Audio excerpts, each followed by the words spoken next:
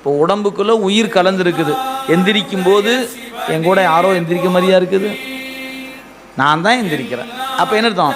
நான் என் உடம்பு எழும்போது என் உயிரும் கூடவே எழுகிறது. அப்போ இந்த ரெண்டும் எப்படி இருக்குது? ஓடும்போது, நடக்கும்போது, உட்காரும்போது, வரும்போது, போகும்போதெல்லாம் என் கூட யாரோ வர மாதிரியே இருக்குதுங்க. நான் உட்கார்ந்தா என் கூடவே ஒன்று உட்காருது, எந்திரிச்சு போனால் என் கூடவே ஒன்று வந்துச்சுன்னா என்ன ஆகிறது?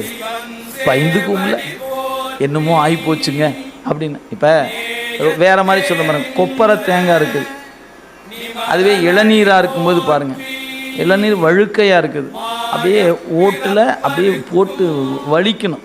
அது கொஞ்சம் முதிர்ந்துச்சுன்னா தேங்காய் ஆச்சு. தேங்காய் ஆச்சுன்னா எடுக்க முடியல, ஓட்டுலேருந்து எடுக்கணும், கத்தியை போட்டு கீறு பண்ணி போட்டு குத்தி எடுத்தால் தான் அந்த தேங்காய் பருப்பை ஓட்டுலேருந்து எடுக்க முடிகிறது. அதுவே அந்த மரத்தில் பறிக்காமட்டு முதிர்ந்து போச்சுன்னா கொப்பரை ஆகிப்போச்சு. கொப்பரையான என்ன ஆகிப்போச்சு? அந்த ஓட்டுக்குள்ளே அந்த கொப்பரையாகிய தேங்காய் பருப்பு ஒட்டாமல் நிற்கிது. இப்படின்னு சத்தம் தெரியுது. ஏன்? அதுக்குள்ளே தான் இருக்குது, ஆனால் ஒட்டாமல் இருக்குது. அதே மாதிரி நாமளும் ஒரு கொப்பரை ஆகணும். எப்படி? இந்த உடம்பு என்கிறது ஓடு, உயிர் என்பது பருப்பு போல. இளமையாக இருக்கும்போது வழுக்க போல் இருக்குது, கொஞ்சம் வளர்ந்து வந்தோன்னு எப்படி இருக்குது? பிரிக்க முடியாத ஓடும் பருப்பும் வேற வேற இல்லை, ரெண்டும் ஒன்று தாங்கிற மாதிரி நிற்கிது.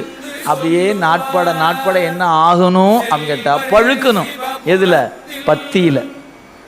பத்தி செலுத்தி நீங்கள் பழுத்தீங்கன்னா உங்களுக்கு தெரியும், இந்த உயிர் உடம்பென்ற கூட்டுக்குள்ளே கடக்கிறது, தனித்திருப்பது உங்களுக்கு புலப்படும். அப்போ நீங்கள் என்னவாயிருவீங்க? வெயிட்லெஸ் ஆகிடுவீங்க. தேங்காய் அப்படிங்கும்போது எவ்வளவு எடை உடையதாக இருக்குது தெரியுமா உங்களுக்கு? அதுவே கொப்பரையாச்சுன்னா எடை காணாமல் போச்சு. அதே தேங்காய் தானே? முதிர்ந்து விட்டால் வெயிட்லெஸ் ஆயிடுச்சு. அது மாதிரி பத்தியில் நீங்கள் முதிர என்ன ஆயிடுவீங்க? வெயிட்லெஸ் ஆகிடுவீங்க. பத்திக்கு வரும்போது வெயிட்டாக தான் வருவோம், வந்த பிறகு என்ன ஆயிடுவோம்? வெயிட்லெஸ் ஆகிறோம். ஏன்?